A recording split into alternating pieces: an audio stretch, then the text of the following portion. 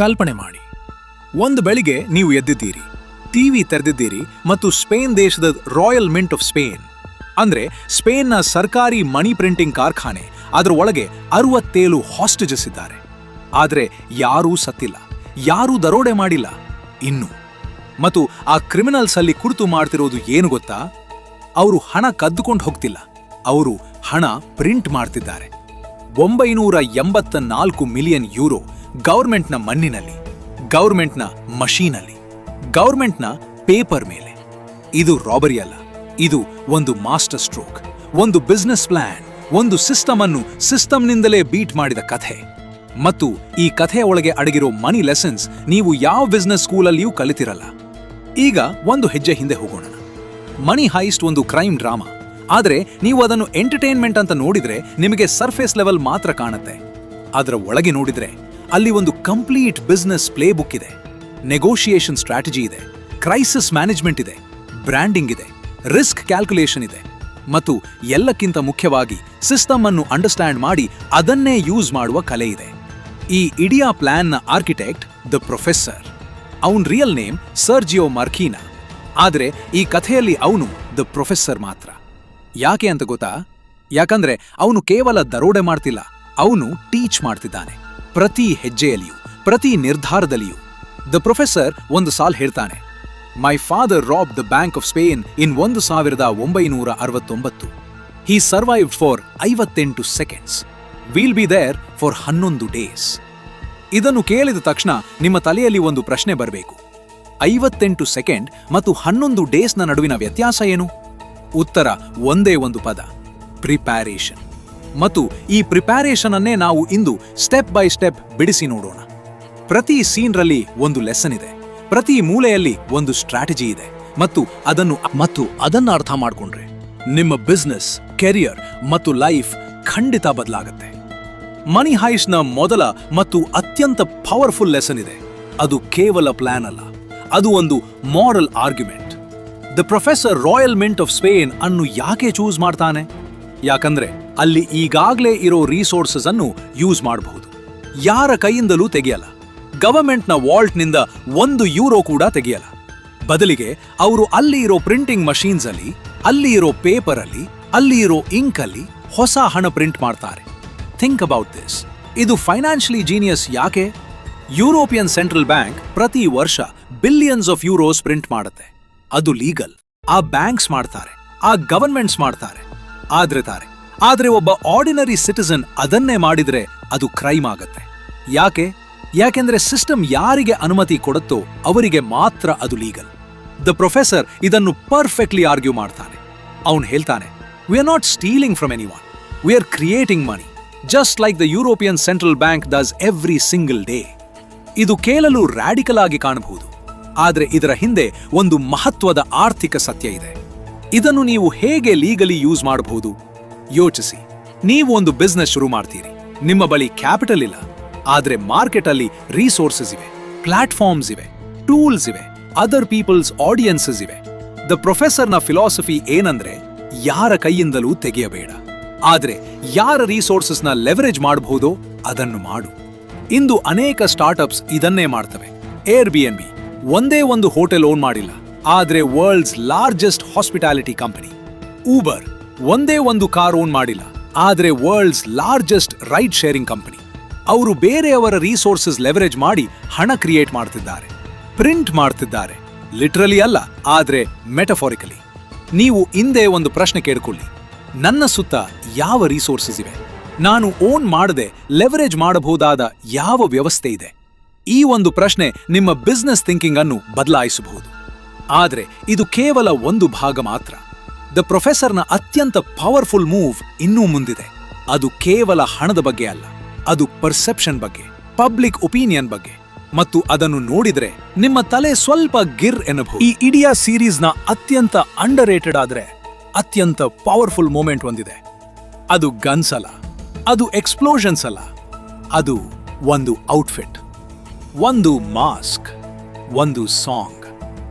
Red jumpsuit, Dali mask, bella ciao. ಈ 3 elements ಜೊತೆಗೆ the professor ಒಂದು master class in branding ಕೊಡ್ತಾನೆ. ಯೋಚಿಸಿ, ಪೊಲೀಸರು ಈ ಕ್ರಿಮಿನಲ್ಸ್ ಅನ್ನ ಕ್ಯಾಚ್ ಮಾಡಲು ಸಾಧ್ಯ ಆಗಲಿಲ್ಲ. ಏಕೆ? ಯಾಕೆಂದ್ರೆ ಅವರು ಐಡೆಂಟಿಫೈ ಮಾಡಲಿಲ್ಲ. ಪ್ರತಿಯೊಬ್ಬ ಟೀಮ್ ಮೆಂಬರ್ ಕೂಡ ಒಂದೇ ರೀತಿ ಕಾಣ್ತಿದ್ರು. ಯಾರೂ ಯಾರಿಗೂ ಗೊತ್ತಿಲ್ಲ. ಇದು ಅನಾನಿಮಿಟಿನ ಶಕ್ತಿ. ಆದ್ರೆ ಇದಕ್ಕಿಂತ ಹೆಚ್ಚಿನ ಗೇಮ್ ಇದೆ. ದ ಪ್ರೊಫೆಸರ್ ಆ ರೆಡ್ ಜಂಪ್ ಸೂಟ್ ಮತ್ತು ಮಾಸ್ಕ್ ಅನ್ನ ಒಂದು ಸಿಂಬಲ್ ಆಗಿ ಟರ್ನ್ ಮಾಡ್ತಾನೆ. ಹೇಗೆ? ಅವನು ಮೀಡಿಯಾ ಮೂಲಕ, ಪಬ್ಲಿಕ್ ಮೂಲಕ ಒಂದು ನೆರೇಟಿವ್ ಕ್ರಿಯೇಟ್ ಮಾಡ್ತಾನೆ. ನಾವು ಗವರ್ಮೆಂಟ್ ವಿರುದ್ಧ ಹೋರಾಡ್ತಿದ್ವೆ, ನಾವು ಆರ್ಡಿನರಿ ಪೀಪಲ್ಗಾಗಿ ಹೋರಾಡ್ತಿದ್ವೆ ಮತ್ತು ಜನ ಬಿಲೀವ್ ಮಾಡ್ತಾರೆ. ಸ್ಟ್ರೀಟಲ್ಲಿ ಪೀಪಲ್ ರೆಡ್ ಜಂಪ್ ಸೂಟ್ ಹಾಕೊಂಡು ಪ್ರೊಟೆಸ್ಟ್ ಮಾಡ್ತಾರೆ, ಪೊಲೀಸರ ವಿರುದ್ಧ, ಗವರ್ಮೆಂಟ್ ವಿರುದ್ಧ. ಈ ಕ್ರಿಮಿನಲ್ಸ್ ಅನ್ನ ಹೀರೋಸ್ ತರ ನೋಡ್ತಾರೆ. ಇದು ಕೇವಲ ಒಂದು ಹೈಸ್ಟ್ ಅಲ್ಲ, ಇದು ಒಂದು PR ಕ್ಯಾಂಪೇನ್. ನಿಮ್ಮ ಬಿಸ್ನೆಸ್ಗೆ ಒಂದು ಐಡೆಂಟಿಟಿ ಬೇಕು, ಒಂದು ವಿಜುವಲ್ ಐಡೆಂಟಿಟಿ, ಒಂದು ಸ್ಟೋರಿ, ಒಂದು mission. Apple red jumpsuit ಹಾಕಲ್ಲ, ಆದ್ರೆ your white earphones, sleek design, think different slogan, ಇವು ಅವರ ಡಾಲಿ ಮಾಸ್ಕ್. ಇವು ಅವರ ಬ್ರ್ಯಾಂಡ್ ಐಡೆಂಟಿಟಿ. ನೈಕಿ ಕೇವಲ ಶೂಸ್ ಸೆಲ್ ಮಾಡ್ತಿಲ್ಲ, ಜಸ್ಟ್ ಡೂ ಇಟ್ ಒಂದು ಫಿಲಾಸಫಿ, ಒಂದು ಮೂವ್ಮೆಂಟ್, ಒಂದು ಸಿಂಬಲ್. ದ ಪ್ರೊಫೆಸರ್ ಮಾಡಿದ್ದು ಏನಂದ್ರೆ ಅವನ ಹೈಸ್ತನ್ನ ಅವನು ಒಂದು ಮೂವ್ಮೆಂಟ್ ಆಗಿ ಬ್ರ್ಯಾಂಡ್ ಮಾಡಿದ. ಜನ ಅದರ ಭಾಗ ಆಗಲು ಬಯಸಿದ್ರು. ನಿಮ್ಮ ಬಿಸ್ನೆಸ್ ಅಥವಾ ಪರ್ಸನಲ್ ಬ್ರ್ಯಾಂಡ್ ಕೂಡ ಹೀಗೆ ಇರಬೇಕು. ನೀವು ಕೇವಲ ಪ್ರಾಡಕ್ಟ್ ಸೆಲ್ ಮಾಡಬೇಡಿ, ಒಂದು ಕಾಸ್ ಕ್ರಿಯೇಟ್ ಮಾಡಿ, ಒಂದು ಐಡೆಂಟಿಟಿ ಕೊಡಿ. ಜನ ನಿಮ್ಮ ಭಾಗ ಆಗಲು ಬಯಸಬೇಕು, ಕೇವಲ ಕಸ್ಟಮರ್ ಆಗಿ ಅಲ್ಲ, ಒಬ್ಬ ಬಿಲೀವರ್ ಆಗಿ. ಬೆಲಾ ಚಾವ್ ಹಾಡಿನ ಬಗ್ಗೆ ಕ್ಷಣ ಯೋಚಿಸಿ. ಅದು Italian resistance song, world war ಕಾಲದ ಆಂಟಿ ಫ್ಯಾಷಿಸ್ಟ್ ಆಂಥೆಮ್. ದ ಪ್ರೊಫೆಸರ್ ಅದನ್ನು ಯಾಕೆ ಚೂಸ್ ಮಾಡ್ತಾನೆ? ಯಾಕೆಂದ್ರೆ ಅದು ಒಂದು ಇಮೋಷನ್ ಟ್ರಿಗರ್ ಮಾಡುತ್ತೆ. ಜನ ಅದನ್ನು ಕೇಳಿದ ತಕ್ಷಣ ನಾವು ದಮನಿತರ ಪರ ಎಂಬ ಫೀಲಿಂಗ್ ಬರುತ್ತೆ. ಇದು ಇಮೋಷನಲ್ ಬ್ರ್ಯಾಂಡಿಂಗ್. ಇದು ಮಾರ್ಕೆಟ್ ಅಲ್ಲಿ ಅತ್ಯಂತ ಪವರ್ಫುಲ್ ವೆಪನ್. ನಿಮ್ಮ ಬ್ರ್ಯಾಂಡ್ ಜೊತೆ ಜನ ಯಾವ ಇಮೋಷನ್ ಫೀಲ್ ಮಾಡಬೇಕು ಅಂತ ನೀವು ಡಿಸೈಡ್ ಮಾಡಿದ್ದೀರಾ? ಇಲ್ಲ ಅಂದ್ರೆ ಅದು ಮೊದಲ ಮಾಡಬೇಕಾದ ಕೆಲಸ. ಆದ್ರೆ ಬ್ರ್ಯಾಂಡಿಂಗ್ ಮಾಡಿದ ನಂತರ ಬರೋ ದೊಡ್ಡ ಪ್ರಾಬ್ಲಮ್ ಏನ್ ಗೊತ್ತಾ? ನೆಗೋಷಿಯೇಷನ್. ಮತ್ತು ದ ಪ್ರೊಫೆಸರ್ ಇಲ್ಲಿ ಮಾಡಿದ್ದು ಅದು ನಿಜವಾದ ಮಾಸ್ಟರ್ ಸ್ಟ್ರೋಕ್. ಇನ್ಸ್ಪೆಕ್ಟರ್ ರಕೆಲ್ ಮುರಿಯೋ ಅವಳು ಸ್ಪೇನ್ದ ಅತ್ಯಂತ ಶಾರ್ಪ್ ಆದ ನೆಗೋಷಿಯೇಟರ್. ಅವಳನ್ನು ಸ್ಪೆಸಿಫಿಕಲಿ ದ ಪ್ರೊಫೆಸರ್ ಡೀಲ್ ಮಾಡಲು ಕಲಿಸ್ತಾರೆ. ಮತ್ ಇಲ್ಲಿ ಒಂದು ಗೇಮ್ ಶುರು ಆಗತ್ತೆ. ಒಂದು ನೆಗೋಷಿಯೇಷನ್ ಅಲ್ಲ, ಒಂದು ಚೆಸ್ ಮ್ಯಾಚ್. ದ ಪ್ರೊಫೆಸರ್ ಏನ್ ಮಾಡ್ತಾನೆ ಗೊತ್ತಾ? ಅವನು ರಕೆಲ್ ಜೊತೆ ಲವ್ ಬೆಳೆಸ್ತಾನೆ. ಆದ್ರೆ ಅದು ಮ್ಯಾನಿಪ್ಯುಲೇಷನ್ ಅಲ್ಲ, ಅದು ಸ್ಟ್ರಾಟಜಿ. ಅವನು ಅವಳ ಪರ್ಸನಲ್ ಲೈಫ್ ಬಗ್ಗೆ ರಿಸರ್ಚ್ ಮಾಡ್ತಾನೆ, ಅವಳ ವೀಕ್ನೆಸಸ್ ಅರ್ಥ ಮಾಡ್ಕೊಳ್ತಾನೆ, ಅವಳ ಸ್ಟ್ರೆಂತ್ಸ್ ಗೌರವಿಸ್ತಾನೆ ಮತ್ತು ಅವಳ ಟ್ರಸ್ಟ್ ಗೇನ್ ಮಾಡ್ತಾನೆ. ಆದ್ರೆ ಇದು ಒಂದು ಭಾಗ ಮಾತ್ರ. ನೆಗೋಷಿಯೇಷನ್ನ ಅಸಲಿ ಜೀನಿಯಸ್ ಬೇರೆ ಇದೆ. ದ ಪ್ರೊಫೆಸರ್ ಒಂದು ಪ್ರಿನ್ಸಿಪಲ್ ಯೂಸ್ ಮಾಡ್ತಾನೆ. Never negotiate from a position of weakness. Always make the other side feel they are winning while your winning more. ಆ ರಾಯಲ್ ಮಿಂಟ್ನ ಒಳಗೆ ಪ್ರತಿ ಹಾಸ್ಟೇಜ್ ರಿಲೀಸ್ನ ಸಮಯದಲ್ಲಿ ಏನಾಗುತ್ತೆ? ಒಬ್ಬ ಹಾಸ್ಟೇಜ್ ಬಿಟ್ರೆ ಅದಕ್ಕೆ ಬದಲಾಗಿ ಅವರಿಗೆ ಏನಾದರೂ ಸಿಗತ್ತೆ. ಆದ್ರೆ ಆ ಸಿಗುವ ಅವಕಾಶ ಯಾವಾಗಲೂ ದ ಪ್ರೊಫೆಸರ್ ಡಿಸೈಡ್ ಮಾಡ್ತಾನೆ. ಪೊಲೀಸರು ಥಿಂಕ್ ಮಾಡ್ತಾರೆ ಅವರು ವಿನ್ ಮಾಡ್ತಿದ್ದಾರೆ ಅಂತ, ಆದ್ರೆ ಒಳಗೆ ಪ್ರಿಂಟಿಂಗ್ ನಡೀತಿರತ್ತೆ. ಇದು ಏನ್ ಕಲಿಸತ್ತೆ? ಎಸಿಮೆಟ್ರಿಕ್ ನೆಗೋಷಿಯೇಷನ್. ಎದುರಾಳಿಗೆ ಸಣ್ಣ ವಿಕ್ಟರೀಸ್ ಕೊಡಿ, ಆದ್ರೆ ಮುಖ್ಯ ಬ್ಯಾಟಲ್ ನೀವು ವಿನ್ ಮಾಡ್ತೀರಿ. ಇದಕ್ಕೆ ಒಂದು ಫೇಮಸ್ ಎಕ್ಸಾಂಪಲ್ ಕೊಡ್ತೇನೆ. Salary negotiation. ಒಬ್ಬ ಕ್ಯಾಂಡಿಡೇಟ್ ಒಂದು ಕಂಪನಿ ಇಂಟರ್ವ್ಯೂ ಅಲ್ಲಿ ಇದ್ದಾನೆ. ಕಂಪನಿ ಅವನಿಗೆ ಆಫರ್ ಕೊಡುತ್ತೆ ₹50,000 ಪರ್ ಮಂತ್. ಅವನಿಗೆ ಬೇಕು 70,000. ಅವನೇನ್ ಮಾಡ್ತಾನೆ? ನೇರ ಕೇಳಿದ್ರೆ ನೋ ಬರುತ್ತೆ. ಆದ್ರೆ ದ ಪ್ರೊಫೆಸರ್ ಸ್ಟೈಲಲ್ಲಿ ಮಾಡಿದ್ರೆ ಅವನು ಹೇಳ್ತಾನೆ, ನಾನು 50,000 ಎಕ್ಸೆಪ್ಟ್ ಮಾಡ್ತೇನೆ, ಆದ್ರೆ ಮೊದಲ 3 ಮಂತ್ಸ್ ಪರ್ಫಾರ್ಮೆನ್ಸ್ ಬೇಸ್ ಆಗಿ ರಿವ್ಯೂ ಬೇಕು. ಕಂಪನಿ ಒಪ್ಕೊಳ್ಳುತ್ತೆ. 3 ಮಂತ್ಸ್ ಆದ್ಮೇಲೆ ಕ್ಯಾಂಡಿಡೇಟ್ ಅವನ್ ರಿಸಲ್ಟ್ಸ್ ತೋರಿಸಿ 70,000 ಕೇಳ್ತಾನೆ. ಈಗ ಅವನ್ ಪೊಸಿಷನ್ ಸ್ಟ್ರಾಂಗ್. ಈಗ ಅವನಿಗೆ ನೋ ಹೇಳೋದು ಕಷ್ಟ. ಆದ್ರೆ ನೆಗೋಷಿಯೇಷನ್ನ ಒಂದು ಡಾರ್ಕ್ ಸೈಡ್ ಕೂಡ ಇದೆ. ಆ ಸೀನ್ ನೋಡ್ಬೇಕಾದ್ರೆ ಅಲ್ಲಿ ಮಾಡ್ತಾರೆ ಒಂದು ಕೆಲಸ. ಹಾಸ್ಟೇಜಸ್ ಅನ್ನು ಇಮೋಷನಲ್ ವೆಪನ್ಸ್ ಆಗಿ ಯೂಸ್ ಮಾಡ್ತಾರೆ. ಅದನ್ನು ಮುಂದೆ ನೋಡೋಣ. ಈ ಸೀನ್ ಮನಿ ಹೈಸ್ಟ್ನ ಅತ್ಯಂತ ಕಾಂಟ್ರವರ್ಷಿಯಲ್ ಆದ್ರೆ ಅತ್ಯಂತ ಫಿನಾನ್ಷಿಯಲಿ ಇಂಪಾರ್ಟೆಂಟ್ ಮೂಮೆಂಟ್. ಒಬ್ಬ ಹಾಸ್ಟೇಜ್ ಮೋನಿಕಾ ಗಾಸ್ತಂಬಿ ಇದೆ. ಅವಳು ಮಿಂಟ್ನ ಸೆಕ್ರೆಟರಿ. ಅವಳಿಗೆ ಒಬ್ಬ ರಾಬರ್ ಡೆನ್ವರ್ ಅವ್ರ ಮೇಲೆ ಫೀಲಿಂಗ್ಸ್ ಡೆವಲಪ್ ಮಾಡ್ತಾನೆ. ಆದ್ರೆ ಬಿಸ್ನೆಸ್ಗೆ ಬಂದ್ರೆ ಅವಳು ಪ್ರೆಗ್ನೆಂಟ್ ಅಂತ ಗೊತ್ತಾಗುತ್ತೆ ಮತ್ತು ಈ ಇನ್ಫಾರ್ಮೇಶನ್ ದ ಪ್ರೊಫೆಸರ್ ಹ್ಯಾಂಡಲ್ ಮಾಡ್ತಾನೆ. ಆದ್ರೆ ಇದಕ್ಕಿಂತ ಮುಖ್ಯ ಸೀನ್ ಬೇರೆ ಇದೆ. ಸೀಸನ್ 2 ಅಲ್ಲಿ ರಾಕೆಲ್ ಅವಳ ತಾಯಿಯನ್ನು ಮಾತನಾಡಿಸಲು ಹೋಗ್ತಾಳೆ ಮತ್ತು ದ ಪ್ರೊಫೆಸರ್ ಅಲ್ಲಿ ಒಂದು ಕೆಲಸ ಮಾಡ್ತಾನೆ. ಅವನು ರಾಕೆಲ್ನ ಮಾನಸಿಕ ದೌರ್ಬಲ್ಯ ಬಳಸ್ಕೊಳ್ತಾನೆ. ಆ ಕ್ಷಣದಲ್ಲಿ ಅವಳ ಭಾವನೆಗಳನ್ನು ಬಳಸಿ ಅವಳ ಫೋಕಸ್ ಬೇರೆ ಕಡೆ ತಿರುಗಿಸ್ತಾನೆ. ಅಷ್ಟರಲ್ಲಿ ಒಳಗೆ ಪ್ಲಾನ್ ಎಕ್ಸಿಕ್ಯೂಟ್ ಆಗ್ತಿರುತ್ತೆ. ಲೆವರೇಜ್ ಅಂದ್ರೆ ಏನು? ಎದುರಾಳಿಗೆ ಯಾವ ವಿಷಯ ಇಂಪಾರ್ಟೆಂಟ್ ಅಂತ ಗೊತ್ತಿರಬೇಕು ಮತ್ತು ಆ ವಿಷಯನ ಬಳಸಿ ನೆಗೋಷಿಯೇಷನ್ ಅಲ್ಲಿ ಅಡ್ವಾಂಟೇಜ್ ಪಡಿಬೇಕು. ಆದ್ರೆ ಇಲ್ಲಿ ಒಂದು ಇಂಪಾರ್ಟೆಂಟ್ ಡಿಸ್ಟಿಂಕ್ಷನ್ ಇದೆ. ಮ್ಯಾನಿಪ್ಯುಲೇಷನ್ ಮತ್ತು ಸ್ಟ್ರಾಟಜಿನ ನಡುವೆ ಒಂದು ತೆಳ್ಳನ ಗೆರೆ ಇದೆ. ಮನಿ ಹೈಸ್ಟ್ ಅಲ್ಲಿ ಮಾಡೋದು ಮ್ಯಾನಿಪ್ಯುಲೇಷನ್, ಅದನ್ನು ಲೀಗಲಿ ಮಾಡಬಾರದು. ಆದ್ರೆ ಅದರ ಕೋರ್ ಪ್ರಿನ್ಸಿಪಲ್ ಅನ್ನು ಲೀಗಲಿ ಅಪ್ಲೈ ಮಾಡಬಹುದು. ಲೀಗಲಿ ಅಪ್ಲೈ ಹೇಗೆ? ಒಬ್ಬ ಸ್ಮಾರ್ಟ್ ಸೇಲ್ಸ್ ಪರ್ಸನ್ ಏನ್ ಮಾಡ್ತಾರೆ? ಅವರು ಕಸ್ಟಮರ್ನ ಪೇನ್ ಪಾಯಿಂಟ್ಸ್ ಅರ್ಥ ಮಾಡ್ಕೊಳ್ತಾರೆ. ಕಸ್ಟಮರ್ಗೆ ಯಾವ ಪ್ರಾಬ್ಲಮ್ ಇದೆ, ಅವ್ರಿಗೆ ಯಾವ ಫಿಯರ್ ಇದೆ, ಆ ಫಿಯರ್ ಮತ್ತು ಪೇನ್ ಅನ್ನ ಅಡ್ರೆಸ್ ಮಾಡೋ ಸೊಲ್ಯೂಷನ್ ಕೊಡ್ತಾರೆ. ಇದು ಲೆವರೇಜ್ ಅಲ್ಲ, ಇದು ಎಂಪತಿ ಡ್ರಿವೆನ್ ಸೆಲ್ಲಿಂಗ್. ಒಂದು ರಿಯಲ್ ಎಕ್ಸಾಂಪಲ್, ಇನ್ಶೂರೆನ್ಸ್ ಏಜೆಂಟ್ಸ್ ಯಾಕೆ ನಿಮ್ಮ ಫ್ಯಾಮಿಲಿಗೆ ಏನಾಗತ್ತೆ ನೀವಿಲ್ದಿದ್ರೆ ಅಂತ ಕೇಳ್ತಾರೆ? ಅದು ಮ್ಯಾನಿಪ್ಯುಲೇಷನ್ ಅಲ್ಲಲ್ಲ, ಅದು ಅ ಲೆಜಿಟಿಮೇಟ್ ಫಿಯರ್ ಅನ್ನ ಅಡ್ರೆಸ್ ಮಾಡೋ ಕಾನ್ವರ್ಸೇಷನ್. ಆದ್ರೆ ಅದೇ ಏಜೆಂಟ್ ನಿಮಗೆ ಫಾಲ್ಸ್ ಇನ್ಫಾರ್ಮೇಶನ್ ಕೊಟ್ಟು ಪಾಲಿಸಿ ಸೆಲ್ ಮಾಡ್ತಾರೆ ಅಂದ್ರೆ ಅದು manipulation. The line is intent and truth. ನಿಮ್ಮ ಬಿಸ್ನೆಸ್ ಅಲ್ಲಿ ಕಸ್ಟಮರ್ನ ಲೆವರೇಜ್ ಪಾಯಿಂಟ್ಸ್ ಅರ್ಥ ಮಾಡ್ಕೊಡ್ತಾರೆ, ಅವರ ಜೆನ್ಯೂನ್ ಪ್ರಾಬ್ಲಮ್ ಸಾಲ್ವ್ ಮಾಡಿ. ಅದೇ ಅತ್ಯಂತ ಪವರ್ಫುಲ್ ಬಿಸ್ನೆಸ್ ಸ್ಟ್ರಾಟಜಿ. ಆದ್ರೆ ಇದೆಲ್ಲಕ್ಕಿಂತ ಮೀರಿದ ಒಂದು ಸೀನ್ ಇದೆ ಮನಿ ಹೈಸ್ಟಲ್ಲಿ. ಅದು ಸೀಸನ್ 2ರ ಕೊನೆಯಲ್ಲಿ ಬರುತ್ತೆ. ಅಲ್ಲಿದ್ದ ಪ್ರೊಫೆಸರ್ ಒಂದು ಕೆಲಸ ಮಾಡ್ತಾನೆ. ಅದನ್ನ ನೋಡಿದ ಮೇಲೆ ನೀವು ಅವನ ಇಂಟೆಲಿಜೆನ್ಸ್ ಅನ್ನ ಸಂಪೂರ್ಣ ಡಿಫರೆಂಟ್ಲಿ. ಸೀಸನ್ 2ರ ಕ್ಲೈಮ್ಯಾಕ್ಸ್. ಪೊಲೀಸರು ಮಿಂಟ್ ಅನ್ನು ಸ್ಟೋರ್ ಮಾಡಲು ರೆಡಿಯಾಗಿದ್ದಾರೆ. ಎಲ್ಲ ಓವರ್ ಅನ್ನಿಸ್ತಿದೆ. ಆದ್ರೆ ಆ ಕ್ಷಣದಲ್ಲಿ ದ ಪ್ರೊಫೆಸರ್ ಒಂದು ಮೂವ್ ಮಾಡ್ತಾನೆ. ಅದು ಯಾರೂ ಎಕ್ಸ್ಪೆಕ್ಟ್ ಮಾಡಿಲ್ಲ. ಅವನು ಹೇಳ್ತಾನೆ, ನಾನು ಒಂದು ಡೆಡ್ ಮ್ಯಾನ್ಸ್ ಸ್ವಿಚ್ ಸೆಟ್ ಮಾಡಿದ್ದೇನೆ. ನಾನು ಇಲ್ದ ಹಾಗೆ ಆದ್ರೆ ನಮ್ಮ ಪ್ಲಾನ್ನ ಇಡೀ ಎವಿಡೆನ್ಸ್ ಮೀಡಿಯಾಗೆ ಹೋಗುತ್ತೆ. ಗವರ್ಮೆಂಟ್ಗೆ ಇದು ಎಂಬ್ಯಾರಸ್ಮೆಂಟ್ ಆಗತ್ತೆ. ಅಂದ್ರೆ ಅವನು ಅಡ್ವಾನ್ಸ್ ಅಲ್ಲಿ ಒಂದು ಕಂಟಿಂಜೆನ್ಸಿ ಪ್ಲಾನ್ ರೆಡಿ ಮಾಡ್ತಾನೆ. ವರ್ಸ್ಟ್ ಕೇಸ್ ಸಿನಾರಿಯೋ ಅನ್ನು ಆಲ್ರೆಡಿ ಮುಂಚೆ ಥಿಂಕ್ ಮಾಡ್ತಾನೆ. ಇದು ಬಿಸ್ನೆಸ್ ಅಲ್ಲಿ ಅತ್ಯಂತ ಕ್ರಿಟಿಕಲ್ ಕಾನ್ಸೆಪ್ಟ್, ರಿಸ್ಕ್ ಮ್ಯಾನೇಜ್ಮೆಂಟ್. ಹೆಚ್ಚಿನ ಆಂಟ್ರಪ್ರನೋರ್ಸ್ರ ದೊಡ್ಡ ಮಿಸ್ಟೇಕ್ ಏನಂದ್ರೆ ಅವರು ಬೆಸ್ಟ್ ಕೇಸ್ ಸಿನಾರಿಯೋ ಮಾತ್ರ ಯೋಚಿಸ್ತಾರೆ, ಇದು ವರ್ಕ್ ಆಗತ್ತೆ ಅಂತ ಅಸ್ಯೂಮ್ ಮಾಡ್ತಾರೆ. ಆದ್ರೆ ದ ಪ್ರೊಫೆಸರ್ ಎಂದಿಗೂ ಅಸ್ಯೂಮ್ ಮಾಡ್ತಿಲ್ಲ. ಅವನು ಪ್ರತಿ ಫೇಲ್ಯೂರ್ ಮೋಡ್ ಅನ್ನು ಆಲ್ರೆಡಿ ಪ್ಲಾನ್ ಮಾಡ್ತಾನೆ. ಇದಕ್ಕೆ ಒಂದು ಶಬ್ದ ಇದೆ, ಪ್ರೀ ಮಾರ್ಟೆಮ್ ಅನಾಲಿಸಿಸ್.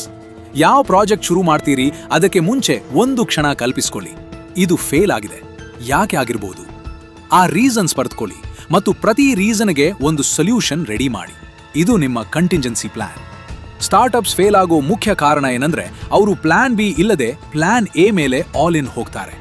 ದ ಪ್ರೊಫೆಸರ್ ಯಾವಾಗ್ಲೂ plan B, C, D ready ಮಾಡ್ತಾನೆ.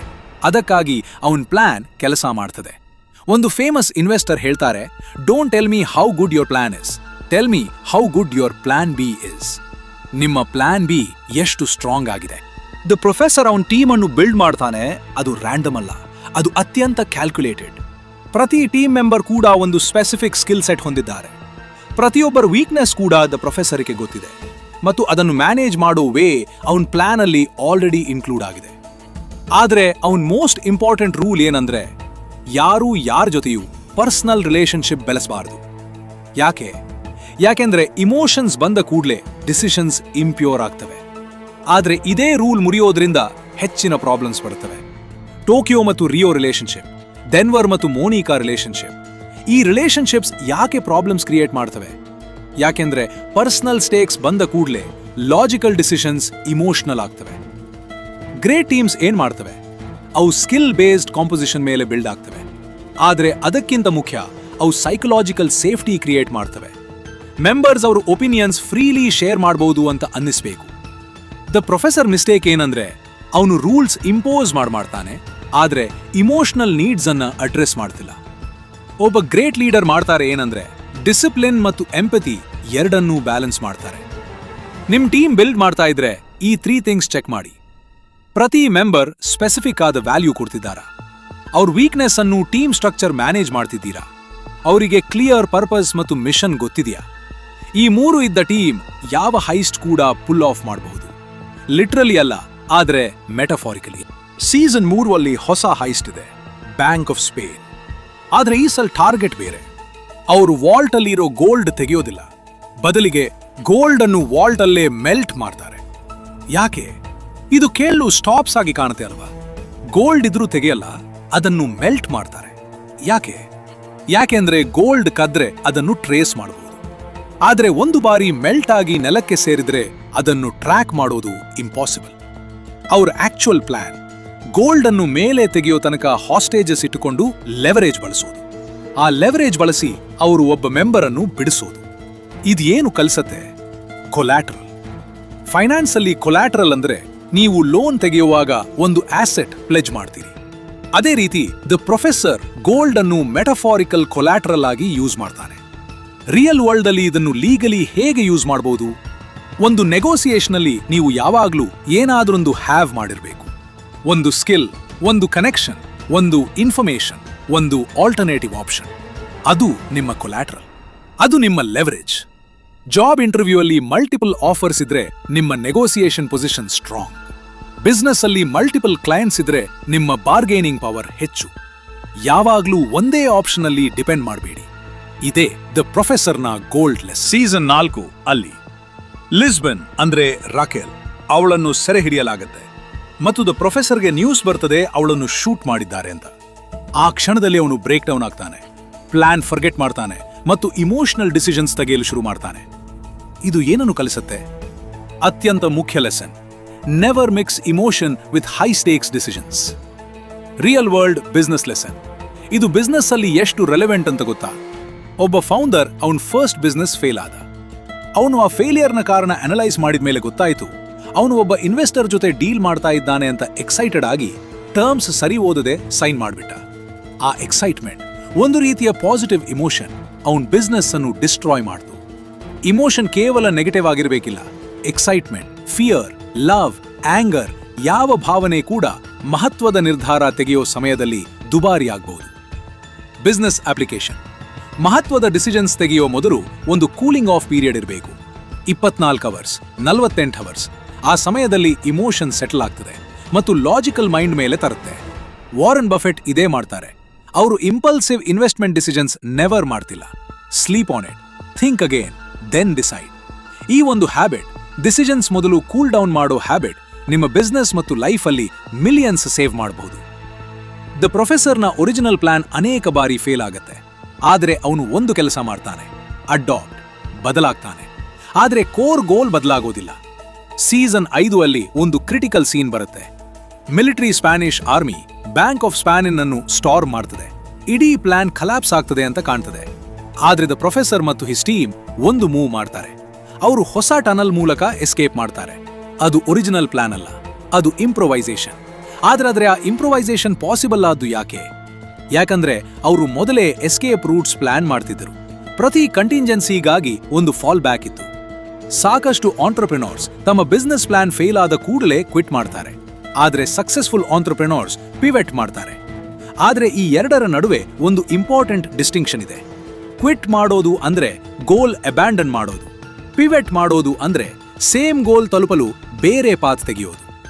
Real examples: Instagram. ಮನಿ ಹೈಸ್ಟ್ರಾ ಅತ್ಯಂತ ಅಂಡರ್ ರೇಟೆಡ್ ಆದ್ರೆ ಅತ್ಯಂತ ಫೈನಾನ್ಷಿಯಲಿ ರೆಲೆವೆಂಟ್ ಕಾನ್ಸೆಪ್ಟ್ ಇದೆ: ಇನ್ಫಾರ್ಮೇಶನ್ ಎಸಿಮೆಟ್ರಿ. ದ ಪ್ರೊಫೆಸರ್ಗೆ ಯಾವಾಗ್ಲೂ ಎದುರಾಳಿಗಿಂತ ಹೆಚ್ಚು ಇನ್ಫಾರ್ಮೇಶನ್ ಇರ್ತದೆ. ಅವನು ರಕೆಲ್ನ ಬ್ಯಾಕ್ಗ್ರೌಂಡ್ ರಿಸರ್ಚ್ ಮಾಡ್ತಾನೆ, ಪೊಲೀಸ್ ಪ್ರೋಟೋಕಾಲ್ ಅರ್ಥ ಮಾಡ್ಕೊಳ್ತಾನೆ, ಗವರ್ಮೆಂಟ್ ಪಾಲಿಸಿ ಅರ್ಥ ಮಾಡ್ಕೊಳ್ತಾನೆ ಮತ್ತು ಆ ಇನ್ಫಾರ್ಮೇಶನ್ ಯೂಸ್ ಮಾಡಿ ಅವನು ಆಲ್ವೇಸ್ ಒನ್ ಸ್ಟೆಪ್ ಅಹೆಡ್ ಇರ್ತಾನೆ. ಫೈನಾನ್ಸ್ ಅಲ್ಲಿ ಇನ್ಫಾರ್ಮೇಶನ್ ಎಸಿಮೆಟ್ರಿ ಅಂದ್ರೆ ಒಂದು ಪಾರ್ಟಿಗೆ ಇನ್ನೊಂದು ಪಾರ್ಟಿಗಿಂತ ಹೆಚ್ಚು ಇನ್ಫಾರ್ಮೇಶನ್ ಇರ್ತದೆ ಮತ್ತು ಆ ಪಾರ್ಟಿ ಯಾವಾಗ್ಲೂ ಹೆಚ್ಚು ಬೆನಿಫಿಟ್ ಮಾಡ್ಕೊಳ್ಬಹುದು. ಸ್ಟಾಕ್ ಮಾರ್ಕೆಟ್ ಅಲ್ಲಿ ಇನ್ಸೈಡರ್ ಟ್ರೇಡಿಂಗ್ ಯಾಕೆ ಇಲ್ಲೀಗಲ್? ಯಾಕೆಂದ್ರೆ ಒಬ್ಬ ಇನ್ಸೈಡರ್ಗೆ ಅದರ್ಸ್ಗಿಂತ ಹೆಚ್ಚು ಇನ್ಫಾರ್ಮೇಶನ್ ಇದ್ರೆ ಅದು ಅನ್ಫೇರ್ ಅಡ್ವಾಂಟೇಜ್. ಆದ್ರೆ ಲೀಗಲಿ ಇನ್ಫಾರ್ಮೇಶನ್ ಅಡ್ವಾಂಟೇಜ್ ಪಡೆಯೋ ವೇಸ್ ಸಾಕಷ್ಟು ಇವೆ. ಡೀಪ್ಲಿ ರಿಸರ್ಚ್ ಮಾಡೋದು. ನೀವು ಒಂದು ಇಂಡಸ್ಟ್ರಿ ಬಗ್ಗೆ ಇನ್ನೊಬ್ಬರಿಗಿಂತ ಹೆಚ್ಚು ತಿಳಿದಿದ್ರೆ ಅದು ನಿಮ್ಮ ಕಾಂಪಿಟೇಟಿವ್ ಅಡ್ವಾಂಟೇಜ್. ರೈಟ್ ಪೀಪಲ್ ಜೊತೆ ಇರೋದು. ಒಂದು ಇಂಡಸ್ಟ್ರಿಯಲ್ಲಿ ಎಕ್ಸ್ಪೀರಿಯನ್ಸ್ ಆದ ಜನ ನಿಮ್ಮ ನೆಟ್ವರ್ಕ್ ಅಲ್ಲಿ ಇದ್ರೆ ಅವರ ಇನ್ಸೈಟ್ಸ್ ನಿಮ್ಮ ಇನ್ಫಾರ್ಮೇಶನ್ ಬ್ಯಾಂಕ್ ಹೆಚ್ಚಿಸ್ತದೆ. Data analysis. ನೀವು ಮಾರ್ಕೆಟ್ ಡೇಟಾ ಪ್ರಾಪರ್ಲಿ ಅನಲೈಸ್ ಮಾಡಿ ಇಂಟರ್ಪ್ರೇಟ್ ಮಾಡಿದ್ರೆ ಅದು ಅದರ್ಸ್ಗೆ ಕಾಣದ ಟ್ರೆಂಡ್ಸ್ ನಿಮಗೆ ಕಾಣ್ತದೆ. ದ ಪ್ರೊಫೆಸರ್ಗೆ ಇಂಟೆಲಿಜೆನ್ಸ್ ಇದ್ದ ಕಾರಣ ಅವನ್ ಪ್ಲಾನ್ ಅಲ್ಲ ಅಂದ್ರೆ ವರ್ಕ್ ಆದ. ಅವನಿಗೆ ಅದರ್ಸ್ಗಿಂತ ಹೆಚ್ಚು ಇನ್ಫಾರ್ಮೇಶನ್ ಇತ್ತು, ಕಾರಣ ಅವನ್ ಪ್ಲಾನ್ಸ್ ವರ್ಕ್ ಆದ. ಇಂಟೆಲಿಜೆನ್ಸ್ ಮತ್ತು ಇನ್ಫಾರ್ಮೇಶನ್ ಇವೆರಡೂ ಸೇರಿದ ಜಾಗದಲ್ಲಿ ಸಕ್ಸಸ್ ಇರ್ತದೆ. ಆದ್ರೆ ಇಲ್ಲಿ ಒಂದು ಮುಖ್ಯ ವ್ಯತ್ಯಾಸ ಹೇಳಬೇಕು. ಮನಿ ಹೈಸ್ಟ್ ಅಲ್ಲಿ ದ ಪ್ರೊಫೆಸರ್ ಮತ್ತು ಅವನ್ ಟೀಮ್ ಇಲ್ಲೀಗಲ್ ಮೆಥಡ್ಸ್ ಬಳಸ್ತಾರೆ. ಅದು ಟಿವಿಯಲ್ಲಿ ಎಂಟರ್ಟೈನಿಂಗ್, ಆದ್ರೆ ರಿಯಲ್ ಲೈಫ್ ಅಲ್ಲಿ ಅದು ರೂಯಿನ್ ಮಾಡುತ್ತೆ. ಅವರ ಕಥೆಯಲ್ಲಿ ಸಾಕಷ್ಟು ಜನ ಅವರ ಲೈವ್ಸ್ ಲೂಸ್ ಮಾಡ್ತಾರೆ, ಪೇನ್ ಅನುಭವಿಸ್ತಾರೆ, ಭಯದಲ್ಲಿ ಬದುಕ್ತಾರೆ. ಆದ್ರೆ ನಿಜ ಜೀವನದ ಹೈಸ್ಟ್ ಬೇರೆ ರೀತಿ ನಡೆಯುತ್ತೆ. ಕೋರ್ಟ್ ರೂಮ್ ಅಲ್ಲ, ಬೋರ್ಡ್ ರೂಮ್ ಅಲ್ಲಿ ನಡೆಯುತ್ತೆ. ಗನ್ಸ್ ಅಲ್ಲ, ಎಕ್ಸೆಲ್ ಶೀಟ್ಸ್ ಅಲ್ಲಿ ನಡೆಯುತ್ತೆ. ಮಾಸ್ಕ್ಸ್ ಅಲ್ಲ, ಪಿಚ್ ಡೆಕ್ಸ್ ಅಲ್ಲಿ ನಡೆಯುತ್ತೆ. ಪ್ರತಿ ಸಕ್ಸಸ್ಫುಲ್ ಸ್ಟಾರ್ಟ್ಅಪ್ ಒಂದು ಹೈಸ್ಟ್, ಪ್ರತಿ ಫಂಡಿಂಗ್ ರೌಂಡ್ ಒಂದು ನೆಗೋಸಿಯೇಷನ್, ಪ್ರತಿ ಪ್ರಾಡಕ್ಟ್ ಲಾಂಚ್ ಒಂದು ಬ್ರ್ಯಾಂಡಿಂಗ್ ಎಕ್ಸರ್ಸೈಸ್, ಪ್ರತಿ ಪಿವೆಟ್ ಒಂದು ಕಂಟಿಂಜೆನ್ಸಿ ಪ್ಲಾನ್. ನೀವು ಈ ಲೆಸನ್ಸ್ ಅನ್ನು ನಿಮ್ಮ ಲೈಫಲ್ಲಿ ಅಪ್ಲೈ ಮಾಡಿ, ಲೀಗಲಿ, ಎಥಿಕಲಿ, ಸ್ಮಾರ್ಟ್ಲಿ. ಆಗ ನೀವೇ ನಿಮ್ಮ ಜೀವನದ ದ ಪ್ರೊಫೆಸರ್ ಆಗ್ತೀರಾ. ಯಾರ ಕೈಯಿಂದಲೂ ತೆಗೆಯದೆ, ಯಾರನ್ನೂ ಹರ್ಟ್ ಮಾಡದೆ, ಸ್ವಂತ ಇಂಟೆಲಿಜೆನ್ಸ್ ಮತ್ತು ಸ್ಟ್ರಾಟಜಿಯಲ್ಲಿ ವೆಲ್ತ್ ಬಿಲ್ಡ್ ಮಾಡ್ತೀರಾ. ಆದ್ರೆ ಇದು ಮಾತ್ರ ಅಲ್ಲ, ಮನಿ ಹೈಸ್ಟ್ನ ಒಂದು ಕತೆ ಇನ್ನೂ ಹೇಳಿಲ್ಲ. ಅದು ಬರ್ಲಿನ್ನ ಸ್ಪಿನ್ ಆಫ್ ಸ್ಟೋರಿ, ಮತ್ತು ಅದರಲ್ಲಿ ಒಂದು ಫೈನಾನ್ಷಿಯಲ್ ಲೆಸನ್ ಇದೆ. ಅದು ಒಂದು ಸಾರ್ಥಕ್ ಲೆಸನ್ ಬಗ್ಗೆ. ಮತ್ತು ಈ ಸಲ ಒಂದು ನಿರ್ದಿಷ್ಟ ಕಾನ್ಸೆಪ್ಟ್ ಅನ್ನು ಆಳವಾಗಿ ಎಕ್ಸ್ಪ್ಲೋರ್ ಮಾಡ್ತೇವೆ. ಅದು ಏನಂದ್ರೆ, ನಕಾರಾತ್ಮಕ ಸಿಚುವೇಶನ್ ಅಲ್ಲಿ ಕೂಡ ಹೇಗೆ ಪಾಸಿಟಿವ್ ಫೈನಾನ್ಷಿಯಲ್ ಡಿಸಿಷನ್ ತೆಗೆಯಬಹುದು, ಹೇಗೆ ಕ್ರೈಸಿಸ್ ಅನ್ನೇ ಆಪರ್ಚುನಿಟಿಯಾಗಿ ಕನ್ವರ್ಟ್ ಮಾಡಬಹುದು. ಅದು ನೋಡ್ಬೇಕಾದ್ರೆ ಈ ಚಾನೆಲ್ ಫಾಲೋ ಮಾಡ್ತೀರಿ. ಮುಂದಿನ ವಿಡಿಯೋ ಮಿಸ್ ಆಗದಿರಲಿ. ನಿಮ್ಮ ಜೀವನದ ಹೈಸ್ಟ್ ಶುರು ಮಾಡಿ, ಲೀಗಲ್ ಆಗಿ, ಸ್ಮಾರ್ಟ್ ಆಗಿ, ಈಗಲೇ.